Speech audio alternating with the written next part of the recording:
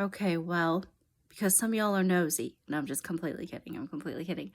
There's been wonder, of course, over the last maybe year and a half. Why did I cut my hair anyway? And in short, I definitely believe in meeting people where they are when I can, in the ways that I can, and going first in different ways.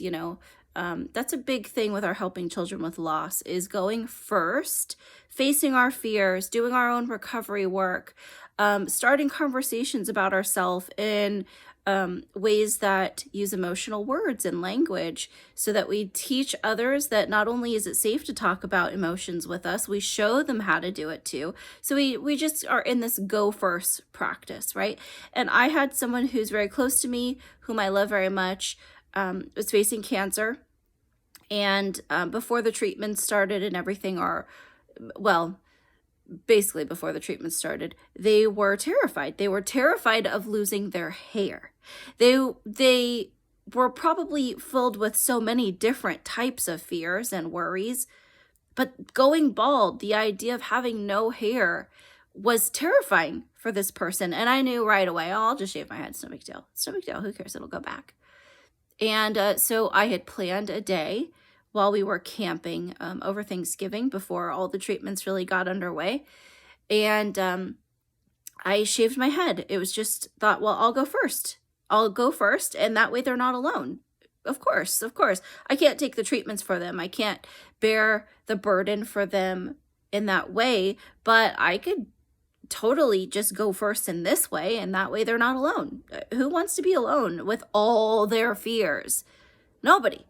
So I shaved my head. It was the best thing I ever did. I absolutely loved it. I ended up loving it, but it was really emotional, to be honest. I cried a lot, and in true grief recovery method and Rochelle Jones fashion, I did a lot of grief work on the front end. I knew I was going into a change, and change produces grief. And so I worked on my relationship and really looked through and evaluated and took action to get complete with my relationship with my hair before I cut it, which made the transition so much easier. It's so interesting too about our hair. We don't realize how much safety and comfort and protection that we hold or we place in our relationship with our hair. And to go just bald and lose your comfort and your protection and your safety, losing the perception that it might build before you even arrive to talk with a person, a stranger, or anyone, facing every perceived idea that someone could have when they see your bald head, and they just jump to conclusions and it's whatever. And I got to be honest, none of it bothered me. It was the most incredible experience.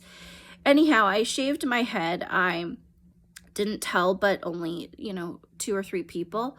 I called my loved one on FaceTime the day after I did it, and I had, the camera facing away, sharing just other random things about the campsite. And then I switched the camera.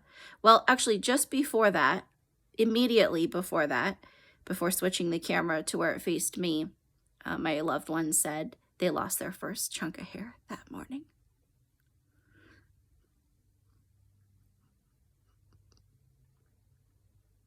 That was so sad. Anyway, in talking, I flipped the camera to me and showed my bald head, and it took the person a heartbeat or two to even notice, because they were so, what have you done? I didn't want you to be by yourself. It was the most meaningful thing I've ever done, and I'd do it again. So the moral of the story is, guys, find ways to go first. Challenge yourself to face your comforts, your protection. And what happens if you don't have those? I mean, what if you love it? What if you don't love it? It's okay. We use a grief recovery method for both. We face the things that we're uncomfortable with, and we blast right through them, and we do them anyway, because sometimes there's just something that's more important on the other side.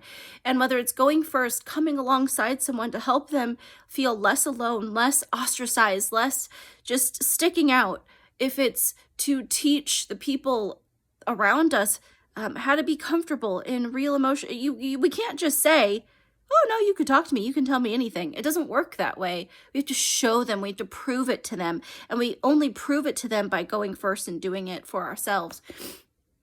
That's just how it is. That's just how it is. And so I encourage you, whatever situation you're facing, whether you just have kids at home who you're trying to lead and teach and grow, you have a partner, a relationship that's important or meaningful to you, maybe you're a teacher, maybe you're a leader at your work, you show people by going first. And it doesn't always have to be such extreme ways of completely changing much of your appearance, but it can be something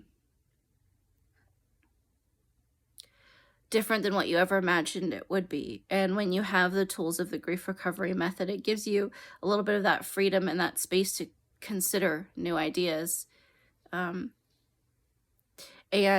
to tackle the fear that holds you from moving into those ideas that you didn't even know you might possibly have.